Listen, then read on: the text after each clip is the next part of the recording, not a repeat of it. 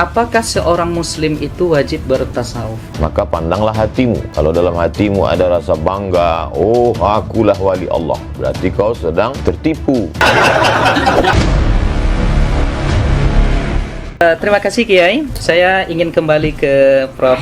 Ustadz Abdul Somad, sebagaimana yang diuraikan di awal oleh Kiai Idrus Ramli tadi, tariqatuna hadhihi muqayyadatun bil kitabi was sunnah. Jadi tidak ada di dalam pengamalan tasawuf, di dalam kehidupan orang-orang sufi itu yang inhilal minas syariah, yang melenceng dari aturan syariah. Nah, sekarang kita dituduh Ustadz, ya, katanya seorang sufi apabila telah yakin sampai makrifat, ya, itu bahasa mereka, itu diperbolehkan meninggalkan kewajiban-kewajiban syariat. Apa benar begitu, Ustaz? Mohon pencerahan. Ada seorang wali Allah, dia punya murid-murid.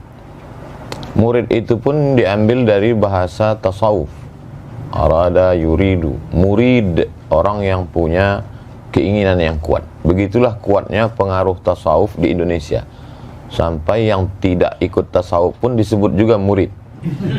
Jadi bagi yang tidak suka tasawuf itu susah sekali. Nanti di sekolahnya tidak boleh pakai murid. Bid'ah. Nah, itu. Lalu kemudian murid-murid ini dia bawa ke majelis yang dikatakan wali tadi. Dia sedang berada di dalam masjid, sedang berzikir. Begitu mereka sampai, tiba-tiba yang dikatakan wali di dalam masjid tadi meludah di dalam masjid. Ya bersuku, meludah. Langsung dia membawa murid-muridnya pulang. Ayo kita pulang, ini bukan wali Allah, tapi wali syaitan. Kenapa? Karena mukhalafat, meludah dalam masjid itu bertentangan dengan sunnah. Itu disebutkan Imam Al-Qushairi yang kita baca Ramadan tahun lalu. Jadi betapa mereka berpegang kepada sunnah. Kemudian ada satu kitab yang ditahqiq oleh Syekh Abdul Halim Mahmud. Beliau dianggap sebagai sufi modern, menjabat Syekhul Azhar, dapat gelar doktor dari Sorbonne, Prancis. Dosen pembimbingnya Louis Massignon, Louis Massignon tulisannya. Dalam kitab itu dia bercerita tentang ungkapan-ungkapan mereka. Idza ra'aitar rajul, kalau kau lihat ada orang yatiru fil hawa, terbang di atas awan, yamshi 'alal ma, berjalan di atas air, la taghtar, jangan tertipu, tapi pandanglah bagaimana istiqomahnya dia dengan syariah. Lalu kemudian kalau engkau masuk ke dalam hutan, sampai di dalam hutan itu tiba-tiba burung-burung yang di atas pokok kayu itu mengucapkan salam. Assalamu alayka ya Abdus Somad. Maka pandanglah hatimu. Kalau dalam hatimu ada rasa bangga, oh akulah wali Allah, berarti kau sedang tertipu, maghrur. Tapi lihatlah, kalau dalam hatimu ada rasa khasyah, khauf, takut kepada Allah, berarti itu memang datang. Jadi fenomenanya boleh sama, tapi efeknya terhadap diri. Jadi dia lebih banyak melihat dirinya, lebih banyak melihat ke dalam. Tuba liman syaghalahu aibuhu an uyubin nas. Lalu kemudian bagaimana seseorang itu berpegang kepada ikatannya. Ikatannya itu adalah Al-Quran dan Sunnah. Kenapa mereka itu sanad terjaga sampai hari ini? Karena mereka mengikat dirinya dengan Quran, Sunnah, dan orang yang mengamalkan Quran dan Sunnah itu. Orang-orang tasawuf ta'zimnya ke guru luar biasa. Saya perhatikan mereka sebelum majelis. Satu, kalau kita kan baca Fatihah li jami'il mu'minin wal mu'minat muslimin wal muslimat al ahya'i minhum wal amwat min masyariqil ardi ila magharibiha. Selesai satu Fatihah. Kalau kita tengok mursyid-mursyid itu, untuk syekh ini satu Fatihah, untuk syekh ini. Maka mereka ingat nama silsilah itu. Kenapa mereka mudah mengingat sanad itu? Karena dikiriminya Fatihah satu-satu. Karena dia ingat susunannya, urutannya. Dan mereka itulah yang menjaga sanad itu. Itu salah satu bukti mereka berpegang dengan Quran dan Sunnah. Dan juga orang-orang yang mengamalkan Quran dan Sunnah itu. Wallahu a'lam bishawab. Terima kasih Prof. Uwas yang sudah menguraikan kepada kita dengan uraian yang juga sungguh luar biasa. Kemudian saya ingin langsung ke Buya Ar-Razi dulu, ya, karena kita lihat kajian-kajian Buya Ar-Razi ini banyak mengukuhkan pilar yang ketiga ini tentang tasawuf, tentang kerohanian. Jadi sesungguhnya Buya, jika ada 3 pilar ini, apakah seorang muslim itu wajib bertasawuf? Mau jawab langsung Pak, jawab muter-muter? Langsung Buya. Wajib. Muter dulu dikit nggak apa-apa. Kalau Pas ya. al-Islam melahirkan ilmu fikih, fikih ini kemudian melahirkan banyak mazhab yang kemudian Allah seleksi jadi 4. Tanpa bermazhab, tanpa berfikih, kita tidak tahu sholat kita sah atau batal. Lalu Imam Ghazali ditanya, apa perbedaannya antara fikih dengan tasawuf? Kalau fikih ma'rifatus sihhah, mengetahui yang sahih ataupun yang batil, sedangkan tasawuf ma'rifatul qabul warrad. Jadi terima tidak diterima itu para sufi sudah ada indikatornya, bisa dicek dan itu jelas ilmiah. Mengetahui sholat saya diterima oleh Allah atau tidak. Jadi kalau ahli fikih bilang hanya Allah yang tahu sholat terima, berarti dia belum belajar tasawuf. Kalau dia sudah belajar kitab Ihya Ulumuddin yang tadi disebut Kiai Idrus, itu mereka akan mengerti bahwa sholat saya pasti diterima nih, atau tidak diterima. Namun diterima pun dia tetap istighfar. Kenapa? Sebagus-bagus sholat kita tidak akan pernah sama dengan sholat Nabi. Sallu kama ra'aitumuni usalli. Maka Nabi kasih kalam yang indah, itu tashilan lana wa rukhsatan lana. Kama ra'aitumuni. Nabi enggak mengatakan sallu kama usolli. Itu kan gawat kalau begitu. Bisa-bisa enggak sholat kita. Tapi kama ra'aitumuni, sebagaimana engkau memandang, melihat. Mandang Nabi enggak? Tidak langsung. Maka kita mandang orang yang punya sanad kepada Nabi. Bersanad kepada Nabi secara zahir, itulah mazhab fikih. Lalu Nabi mengajarkan, kalau engkau sholat bacalah wajah tuh, itulah qalbu. Ketika takbir kecilkan dirimu, itulah ajaran ruhani Nabi. Maka kalau kita bersolat cuma belajar rukun 13 tapi tidak belajar rukun khusyuk, antum sampai mati juga nggak khusyuk, kusut aja ya. Jadi bagi saya belajar tasawuf itu wajib. Karena itu pilar Islam, iman, ihsan. Ihsan itu wajib nggak? Iya, wajib. Cara untuk ihsan itu tasawuf. Cara tasawuf itu thariqat. Ma la yutimmu bihil wajib illa bihi fahuwa wajib. Ya. Terima kasih Buya. Dalam 5 menit ke depan saya ingin ke Prof Uwas dulu. Jadi serangan lagi untuk karena ini sifatnya pertanyaan, tidak lagi tuduhan-tuduhan. Karena ini tidak tuduhan-tuduhan lagi, tidak syubhat lagi. 2 pertanyaan terakhir ini, Prof. Jadi seperti apa sesungguhnya ya tasawuf itu dalam pengamalan salafus saleh? Ada nggak di masa salaf itu ya salafus saleh yang bertasawuf? Karena katanya ini tidak sesuai dengan manhaj salaf dan lain sebagainya. Mohon penjelasan dari Uwas. Khairul qurun qarni, sebaik-baik abad adalah abadku. Tsummal ladzina yalunahum. Kemudian 1 abad sesudah itu. Tsummal ladzina yalunahum. Kemudian 1 abad sudah itu. 3 abad inilah yang disebut dengan salaf. Jadi kalau ada orang mengaku guru kami dari kalangan salaf, ada di masjid, kata dia. Jadi kita pun terkejut-kejut. Kok bisa guru kau tuh hidup sampai sekarang? Jadi tentang Imam Ahmad bin Hanbal. Imam Ahmad bin Hanbal itu salaf karena meninggalnya tahun 241. Datanglah seorang perempuan bertanya ke Imam Ahmad bin Hanbal, apa hukumnya menjual kain tenun? Kain ini ditenun malam, ketika itu lewat tentara, bawa lampu, bawa terang, pas lagi terang itu dia nenun, pas tentara lewat gelap, pas lewat lagi terang tenun. Apa hukum menjual kain ini? Terus Imam Ahmad bin Hanbal nanya, Imam Ahmad tidak langsung jawab, dia tanya, kamu siapa? Saya adiknya Bishri Al-Hafi. Bishri Al-Hafi sufi. Itulah dalil bahwa salaf itu bertasawuf. Karena Bishri Al-Hafi sufi. Kata Imam Ahmad bin Hanbal, inilah warak yang tingkat tinggi, karena orang hanya menjaga dari yang haram. Kalau sekedar lampu, apalah bahayanya. Tapi dia takut itu menjadi hijab antara dia dengan Allah Subhanahu wa taala. Lalu kemudian imam paling tua di antara 4 mazhab, Imam Abu Hanifah, Imam Hanafi, pernah berdiri tegak kena panas. Lalu kemudian ditanya, Imam Hanafi kenapa tidak berlindung di bawah pohon kayu itu? Kata Imam Hanafi, orang yang punya pokok kayu itu minjam duit ke saya. Saya takut kalau saya berdiri di bawah pokok kayu itu, kullu qardin jarra naf'an fahuwa riba.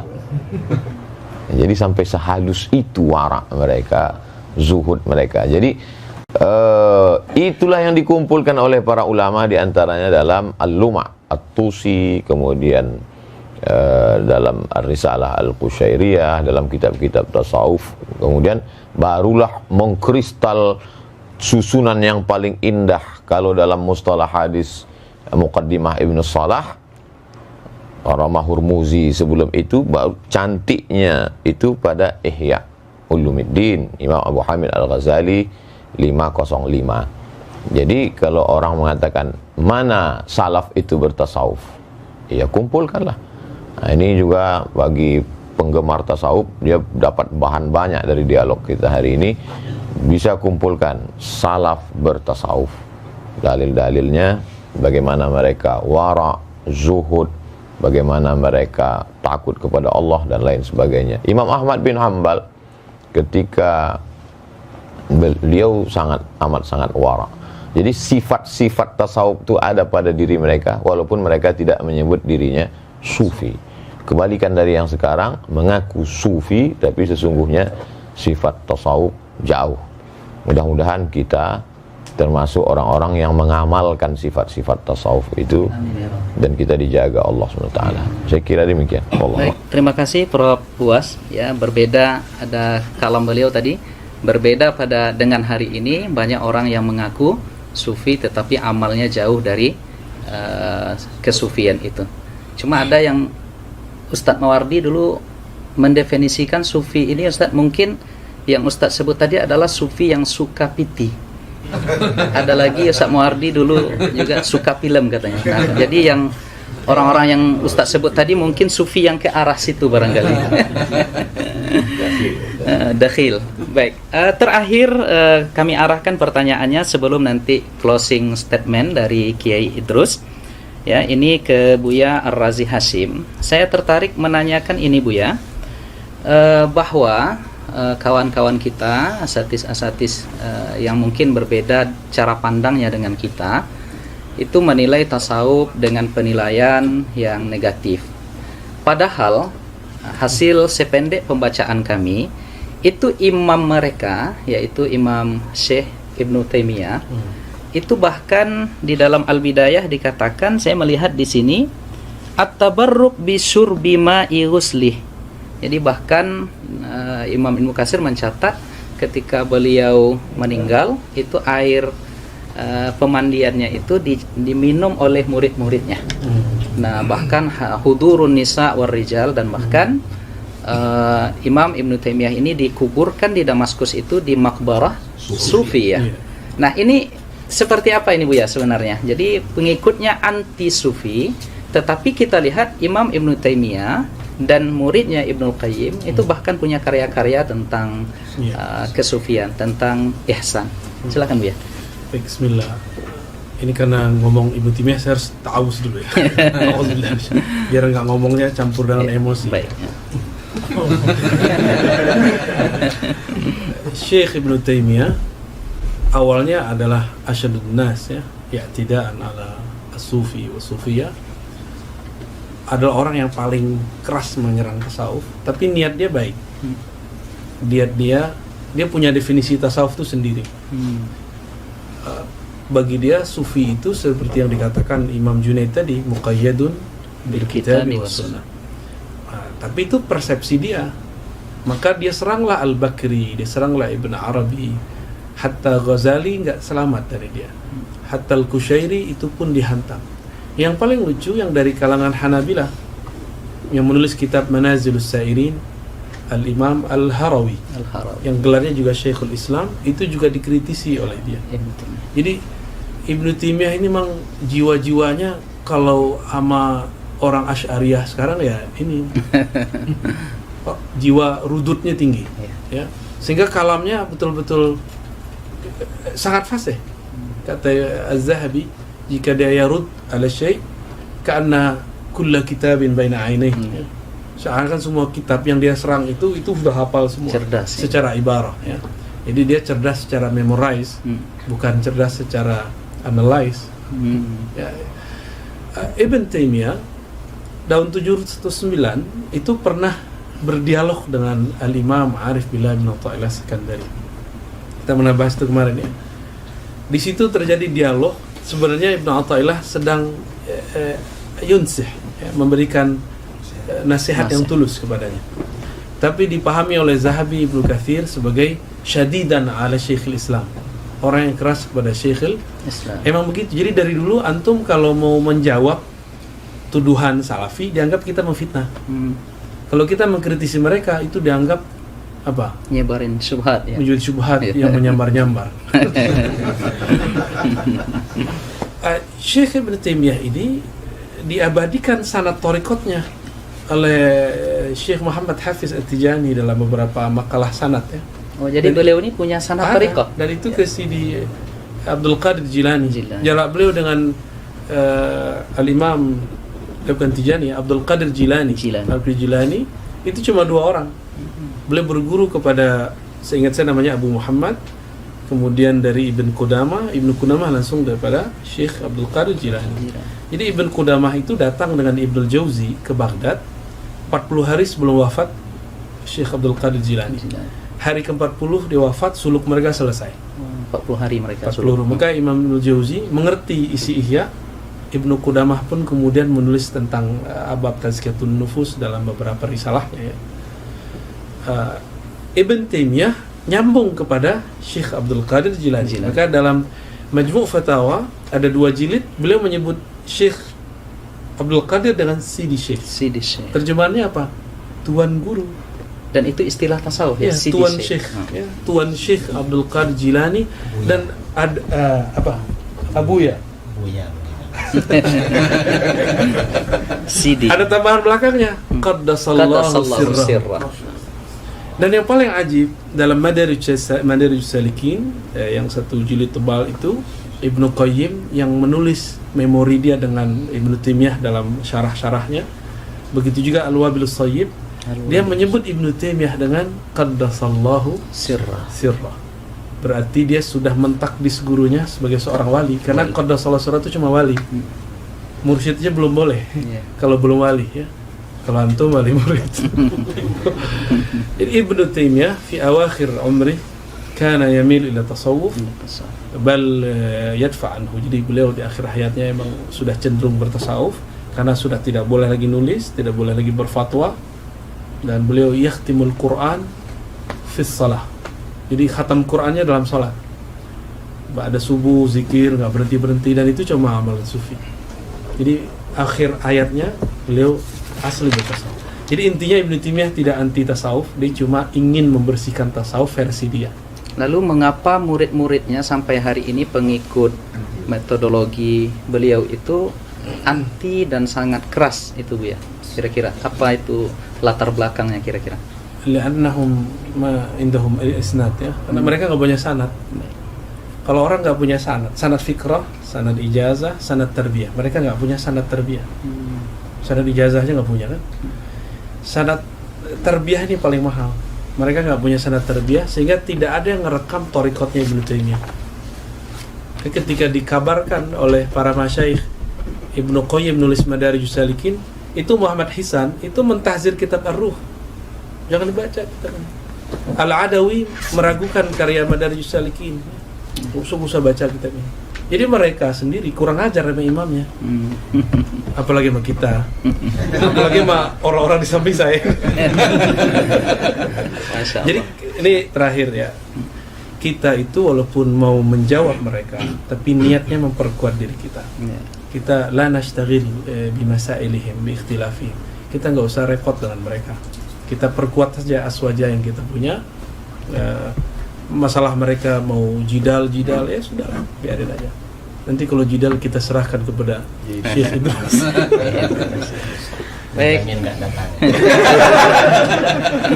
Baik, terima kasih Buya Razi Hashim ya, dengan segala informasi berharga yang beliau sampaikan kepada kita tentang sisi lain dari Al-Imam atau Syekh Ibnu Taimiyah. Kita masih menyebutnya Imam, kita masih menyebutnya Syekh, sebagaimana disampaikan oleh Buya tadi.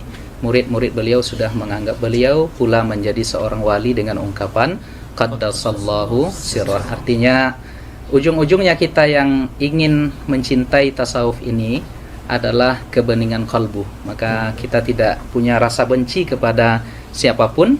Artinya ketika ada yang menuduh kita, tentu kita berhak untuk memberikan hak jawab. Itu aja barangkali ya. Prof Was. Nah, terakhir kita minta closing statement dari Kiai Idrus Ramli, karena tadi pertanyaan-pertanyaannya memang yang sifatnya rudud harus diberikan kepada beliau. Dan sudah habis ya tentang rudud itu. Maka untuk closing statement kita berikan dalam waktu barangkali 3 menit kepada Kiai Idrus Ramli hafizahullah taala. Silakan Kiai. Hafizahullah, bukan Hafizahullah. Hafizahullah taala. Mirip Wahabi. Sengaja tadi disebut itu mau memancing Kiai. Apa komentar? Silakan Kiai, tafadhol. Terima kasih ya. Jadi saudara-saudara kaum muslimin dimanapun Anda berada, dari tadi kita menikmati sajian tentang ilmu tasawuf yang disampaikan oleh ini dua tuan guru yang sangat viral sekarang ini. Setelah saya gitu.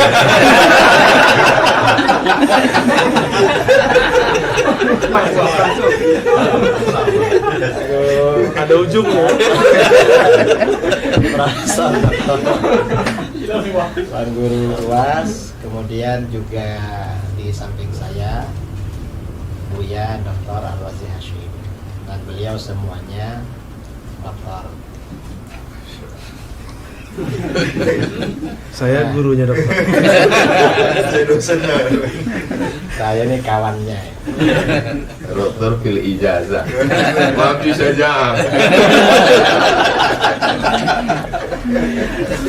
Bahwa ajaran tasawuf itu adalah ajaran Islam yang murni dan sumbernya dari Al-Quran, hadis, serta pengamalan generasi salaf sejak para sahabat dan generasi berikutnya. Itu ajaran tasawuf. Dan tasawuf ini merupakan satu di antara 3 pilar dalam Islam yang tidak dapat terpisahkan. Kalau di dalam hadis yang terkenal dengan hadis Jibril, ada iman, ada Islam, ada ihsan. Iman ini kemudian di dalam agama kita ini diterangkan oleh para ulama dalam ilmu akidah, ilmu tauhid. Kemudian Islam, kemudian menjelma menjadi ilmu fikih. Dan ihsan menjelma menjadi ilmu tasawuf atau ilmu akhlak. Kalau tasawuf ini tidak ada, berarti terdapat kekurangan dalam diri seorang muslim, karena salah satu pilarnya tidak lengkap. Ini masalah tasawuf. Dan tasawuf ini bukan teori, tetapi lebih pada pengamalan. Karenanya para ulama ketika mendefinisikan tasawuf, definisinya beda-beda. Karena yang mereka definisikan itu sesuai dengan ahwal atau apa yang dicapai, yang dirasakan oleh masing-masing. Karena memang tasawuf itu lebih pada pengamalan daripada teori. Karena itu kaum muslimin ya dimanapun berada, ya tidak perlu meragukan terhadap keabsahan ilmu tasawuf. Dan tersebarnya Islam di negara kita adalah karena jerih payah para ulama sufi. Para ulama sufi lah yang menyebarkan Islam di wilayah Nusantara ini. Sehingga kita, mayoritas bangsa kita, mungkin 90% bangsa kita muslim, itu semua atas jasa-jasa para ulama sufi. Kita bersyukur kepada Allah Subhanahu wa Ta'ala, cinta kepada para ulama sufi. Kalau Al-Fakir sendiri, Al-Fakir ya bukan sufi. Bukan sufi dalam arti yang diterangkan dalam ilmu tasawuf. Kalau seperti kita ini ya mungkin muhibbin. Kita ini menjadi penggemar ya, menjadi penggemar pecinta kaum sufi, itu sudah bagus sekali. Kalau kita ini menjadi sufi betulan seperti para ulama sufi yang dulu-dulu, ya mungkin ya bukan makomnya. Kita ini hanya makom pencinta sufi. Saya kira seperti itu. Dan saudara-saudara gak perlu ragu-ragu dengan kebenaran tasawuf.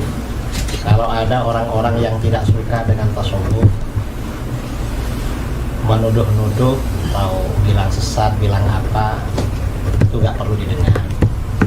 Karena mereka, yang jelas mereka tidak masuk dalam dunia tasawuf dan bukan orang-orang sufi.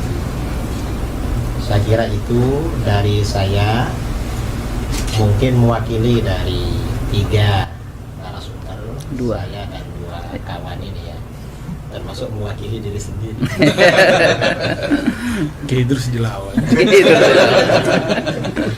Saya kira itu dari saya. Kurang lebihnya mohon maaf. Assalamualaikum warahmatullahi wabarakatuh. Waalaikumsalam warahmatullahi wabarakatuh. Masya Allah, rekan-rekan sekalian, para asatiz, para hadirin hadirat yang dimuliakan oleh Allah, keterangan-keterangan, penjelasan dan uraian yang disampaikan oleh ketiga pendekar aswaja ini luar biasa. Saya tidak akan menyimpulkan apapun yang mereka sampaikan, tetapi sebagai penutup dari moderator, saya teringat dan diingatkan oleh beberapa kawan tadi. Dulu ada 3 orang Asy'ariyah sezaman. Yang pertama namanya adalah Al-Imam Ibnul Baqillani. Itu gelarnya digelari pada masa itu dengan Bahrun Mawrik. Ya, beliau ini ibarat lautan yang menenggelamkan. Kemudian ada Al-Imam Abu Bakar Ibnu Furak, Ibnul Fawrak, ya. Ini gelar beliau adalah Sallun Mitrak, ya, pedang pemukul besi. Jadi luar biasa hujah-hujah beliau sezaman dengan Imam Ibnul Baqillani. Dan ada lagi disebut oleh Imam Nawawi, beliau ini adalah Al-Ustadz Abu Ishaq Al-Isfirayini. Nah, ini gelar beliau adalah Narun Tuhrik. Narun Tuhrik, ya, api pembakar. Nah, sekarang agaknya kita boleh memberikan gelar kepada ketiga asatiz kita di sini, ya, rekan-rekan yang setuju, ya. Yang pertama kepada Buya Ar-Razi Hashim kita gelari dengan Barqun Lami', ya. Barqun Lami', kilat yang menyilaukan. Kemudian kilat yang menyilaukan, insyaallah dengan ilmu dan ruhani beliau. Kemudian kepada Yai Idrus, karena beliau biasanya garang, ya, untuk merudut segala, ya, mengkonter segala pemahaman-pemahaman yang keliru, kita gelari sebagai Asadun Qami', yaitu singa pemberangus. Karena beliau punya saja'ah, ya.